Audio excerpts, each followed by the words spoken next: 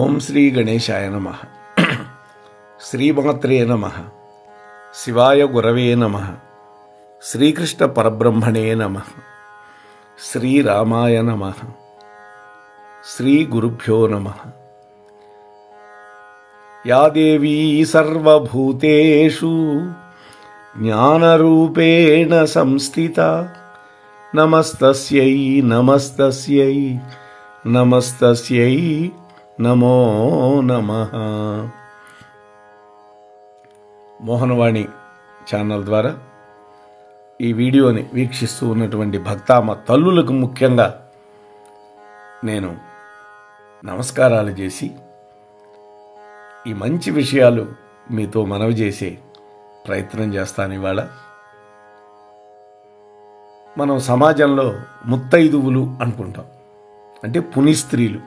భర్త ఉన్నటువంటి స్త్రీని ముత్తైదువ అంటారు. పెళ్ళిళ్ళల్లో పేరంటాల్లో అగ్రతాంబూలం ఇస్తారు ముత్తైదువులకి. ఆ ముత్తైదువుకి ఉండేటటువంటి లక్షణాలేంటి, వాటిని పాటించటం వల్ల ఆ తల్లులకు వచ్చే ప్రయోజనం ఏమిటి అనే విషయాలు మనం ఈ వీడియోలో చర్చించే ప్రయత్నం చేద్దాం. ఒక ముత్తైదువికి 5 అలంకారాలు ఉండాలి. కాబట్టి 5 అలంకారాలు ఉన్నటువంటి స్త్రీని ముత్తైదువ అని అంటాం. 1, కాళ్లకు పట్టీలు, మట్టెలు, చేతులకు గాజులు, మెడలో మంగళసూత్రం, తలలో పువ్వులు, నొసటన కనుబొమ్మల మధ్య సింధూరం గాని కుంకుమ గాని బొట్టు. ఇవి 5. ఈ 5 ఉన్నటువంటి స్త్రీని ముత్తైదువ అంటాం. మొదటగా కాళ్లకు పట్టీలు, మట్టెలు ఎందుకు పెట్టుకుంటారో చూద్దాం. కాళ్లలో ఉండేటటువంటి సయాటికా నర్వు మోకాళ్ళ దగ్గర నుంచి కింది వైపుకి టైబియా అని పిలువబడుతుంది, లేదా టిబియా. ఇంగ్లీష్ పదం కదా, టిఐ అన్నప్పుడు టీ కావచ్చు, టై అనుకోవచ్చు. ఆ నరం మళ్ళీ పాదపు గుత్తి వరకు వచ్చిన తర్వాత 2 రకాలైనటువంటి శాఖలుగా విడిపోతుంది, 2 నరాలుగా. ఒక శాఖ వేళ్ల చివరి వరకు వెళుతుంది, అక్కడ చిన్న చిన్న శాఖలుగా అంతమైపోతుంది. మరొక శాఖ వెనకాల మడమ వరకు వెళ్ళి అక్కడ అంతమైపోతుంది. అంటే వేళ్ల చివరలో మరియు మడమల చివరలో ఈ టిబియా అనేటువంటి నరం తాలూకు అంత్యస్థానాలు ఉంటాయి, చివరి స్థానాలు. ఈ నాడి నేరుగా కటివలయం దగ్గర ఉన్నటువంటి గర్భాశయం మరియు మూత్రాశయ నాడులతో సంబంధాన్ని కలిగి ఉంటుంది. అంటే స్త్రీలలో వాళ్ళు ధరించేటటువంటి పట్టీలు, ఇంకా కాలి వేళ్లకు పెట్టుకునే మట్టెలు, ఇవన్నీ కూడా ఈ టిబియా నరాన్ని రాపిడి లేదా ఒత్తిడి ద్వారా ప్రేరేపించి తద్వారా మూత్రాశయ నాడులను, గర్భాశయ నాడులను కూడా ప్రేరేపిస్తాయి. ఫలితంగా వాళ్ళల్లో గర్భాశయానికి సంబంధించిన, మూత్రాశయానికి సంబంధించినటువంటి పనితీరు చురుగ్గా ఉంటుంది. ఈ గర్భాశయం పనితీరు బాగుండటం వల్ల ఆ స్త్రీ బిడ్డను మోయటానికి, సుఖంగా ప్రసవించడానికి కూడా సులభంగా ఉంటుంది. అట్లాగే మూత్రాశయం యొక్క పనితీరు బాగుండటం వల్ల ఎప్పటికప్పుడు దేహంలో నిల్వ ఉండకుండా తయారైనటువంటి మూత్రం అంతా బయటికి వెళ్ళిపోతుంది. దీని గురించి పూర్తి సమాచారం కావాలంటే టిబియా నెర్వ్ అని గూగుల్లో కనుక సెర్చ్ చేస్తే మనకి పూర్తి సమాచారం దొరుకుతుంది. ఇక 2వ లక్షణం, చేతులకి గాజులు. గాజులంటే రబ్బర్ గాజులు కాదు, మట్టి గాజులు లేదా బంగారపు గాజులు. ఈ రోజుల్లో వేసుకునే ప్లాస్టిక్ గాజులు ఎంత మాత్రం కాదు.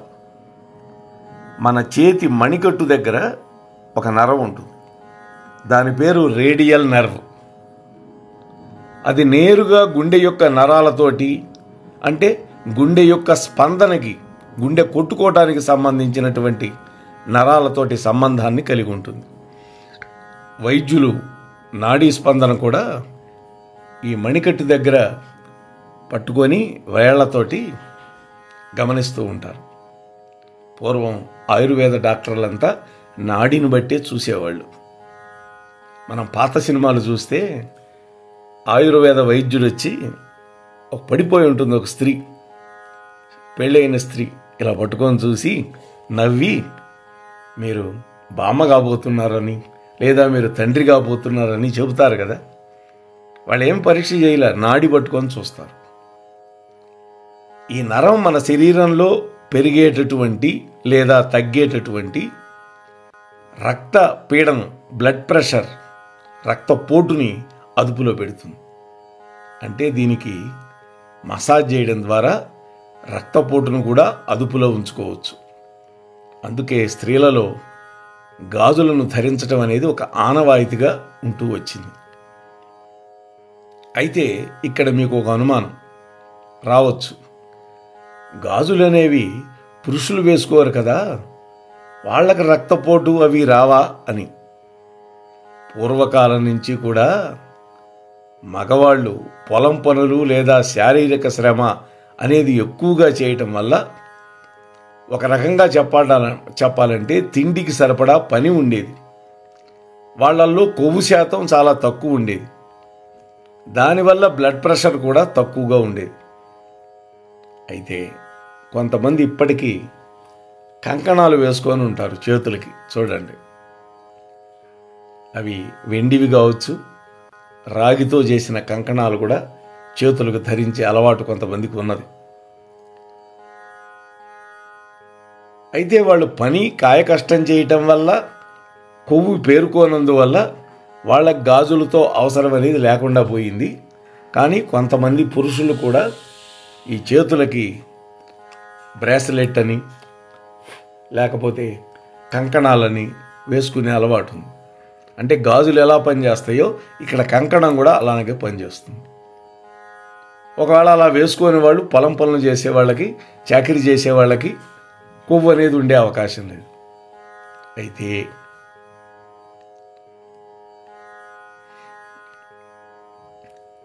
ఇప్పటికీ ఆయుర్వేద డాక్టర్లు కొంతమంది చెబుతారు, ఒకవేళ మగవాళ్ళకి రక్తపోటు ఉంటే, అందరూ పని పాటలు చేయట్లేదుగా, కూర్చొని తినేవాళ్ళు కూడా ఉంటారుగా, వాళ్ళకి రాగితోటి కానీ వెండితో కానీ చేసిన కడియం పెట్టుకోమంటారు.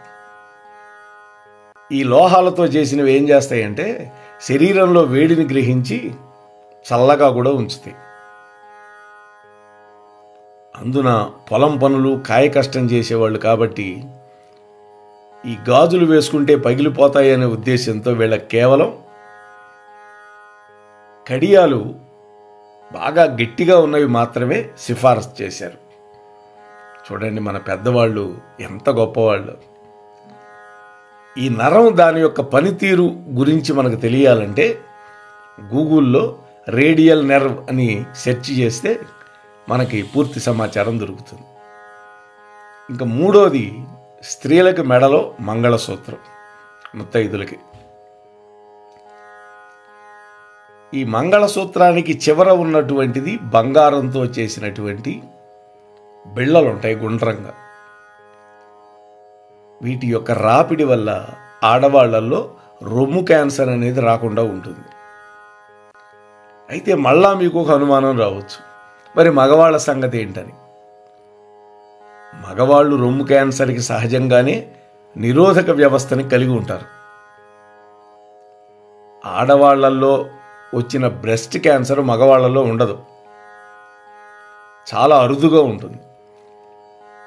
ఒక రకంగా చెప్పాలంటే బ్రెస్ట్ క్యాన్సర్ అనేది మగవాళ్లలో ఉండనే ఉండదు. ఈ రొమ్ము క్యాన్సర్ రాకుండా బంగారంతో చేసినటువంటి ఈ బిళ్ళల యొక్క తాలూకు రాపిడి అనేది ఉపయోగపడుతుంది.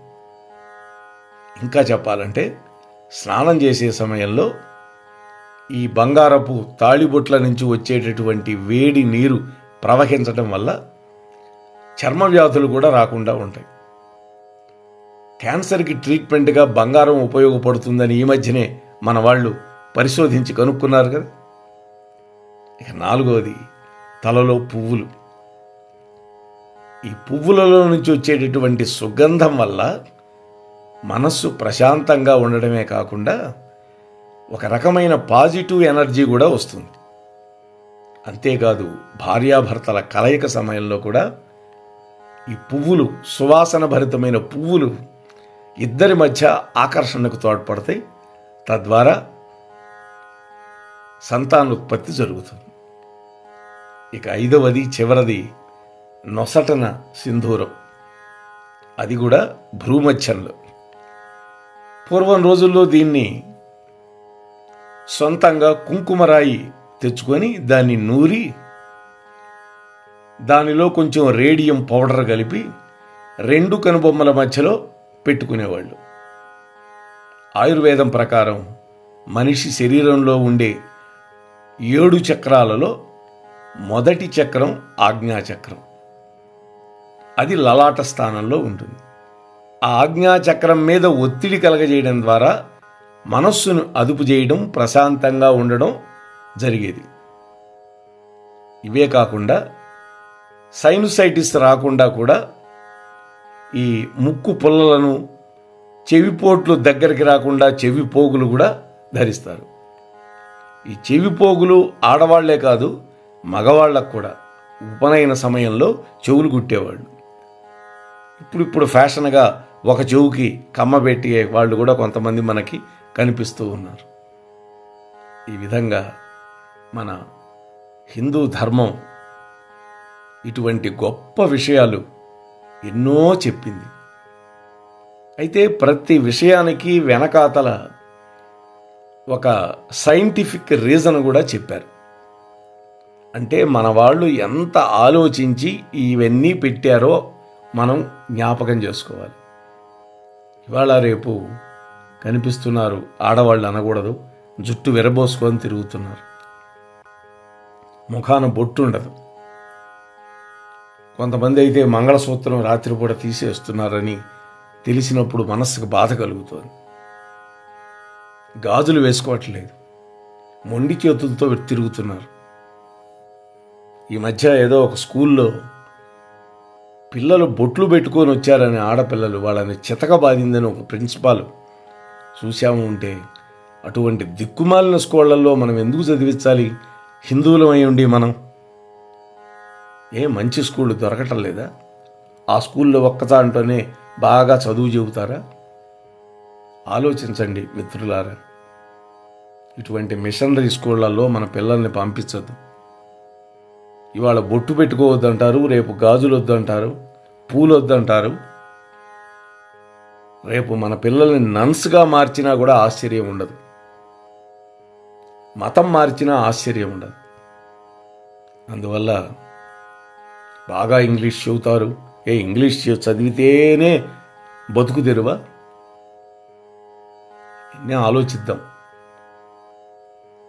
నేర్చుకోవడానికి ప్రయత్నం చేయటానికి స్కూలే అక్కర్లా, ఇంట్లో కూడా చెప్పచ్చు, మనం నేర్పించవచ్చు. అలాగే మన సంస్కృతి సంప్రదాయాలకు సంబంధించినటువంటి కథలు, మహాపురుషుల యొక్క చరిత్రలు చిన్న చిన్న పుస్తకాలుగా దొరుకుతున్నాయి. అవి తేండి, వాటిని చదవండి, పిల్లల చేత చదివించండి, వాళ్ళకి అర్థం కాకపోతే వివరించండి. దానివల్ల మన పిల్లలు మన చేతిలోనే ఉంటారు. ఇవాళ వేషధారణ కూడా చాలా ముఖ్యం. నేను బెంగళూరులో ఉంటాను మా అబ్బాయి దగ్గర. ఉదయం వాకింగ్ వెళుతూ ఉంటే ఆడపిల్లలు ఏమన్నా నిక్కర్ వేసుకొని కనపడతారు, ఆ పక్కనుండే మొగుడు నైట్ ప్యాంట్ వేసుకొని కనపడతాడు. మరి ఎవరికి ఏమి చూపించడానికి వాళ్ళు వెళుతున్నారో నాకైతే అర్థం కాదు. భార్య అందం భర్తకు మాత్రమే సొంతం తప్ప రోడ్డున పోయే వాళ్ళందరికీ కాదు కదా. దానివల్ల రెచ్చగొట్టే విధంగా ఎందుకు ఉండాలి? మాకు స్వేచ్ఛ లేదా, మేము ఏదైనా వేసుకోకూడదా అని అడిగేవాళ్ళు కూడా ఉన్నారు. ఇవాళ మాంసం తింటున్నామని పేగులు మెళ్ళ వేసుకొని తిరుగుతాడు ఎవడైనా? ఆలోచించండి. ఇంట్లో ఏదైనా చెయ్యి, నువ్వు వేసుకో వేషం, కానీ బయటకు వచ్చేటప్పుడు 10 మందికి మన శరీరంలో అవయవాలు కనిపించకూడదు అనేది ఇంట్లో భర్త చెప్పుకోవాలి, తల్లి తండ్రి చెప్పుకోవాలి. ఫ్యాషనబుల్ డ్రెస్సులు వేస్తున్నారు నా పిల్లలని ఆనందపడటం కాదు, దానివల్ల చేటు జరుగుతుందనే విషయం కూడా ప్రతి తల్లి ముందు అర్థం చేసుకోవాలి. సంప్రదాయ దుస్తులను ప్రోత్సహించండి. దానివల్ల పిల్లలు ఎటువంటి అత్యాచారాలకు గురి కాకుండా ఉంటారు. మన డ్రెస్ రెచ్చగొట్టే విధంగా ఉండకూడదు కదమ్మా. ఆలోచించండి. మనం సభ్య సమాజంలో బతుకుతున్నాం. పాశ్చాత్య దేశంలో వాళ్ళు ఏదో చేశారని అక్కడ వాతావరణం వేరు, అక్కడ పరిస్థితి వేరు, ఇక్కడ పరిస్థితి వేరు. మన పరిస్థితులకు అనుగుణంగా మనం మన బతుకుల్ని తీర్చిదిద్దుకునే ప్రయత్నం చేద్దాం. తప్పనిసరిగా ముత్తైదువులందరూ కూడా ఈ 5 లక్షణాలని తమ శరీర భాగాల్లో విడిచిపెట్టకుండా ధరించి భగవంతుడి యొక్క కృపకు కూడా పాత్రలు అవుదాం అమ్మా మనం అని మీతో వినయంగా మనవి చేస్తున్నారమ్మా. ఈ విషయం అందరూ కూడా మంచి భావనతో తీసుకోండి. దీంట్లో వ్యతిరేక కోణం వెతకూడదు. మన మంచి కోసం కదా ఇవన్నీ పెద్దవాళ్ళు పెట్టింది అనే విషయాన్ని గుర్తిస్తే మనం అందరం ఆనందంగా ఉంటాం. తద్వారా సమాజం బాగుంటుంది, దేశం బాగుంటుంది అని మరొక్కసారి మీకు సవినయంగా మనవి చేసుకుంటూ ముగిస్తున్నాను. స్వస్తి. మోహనవా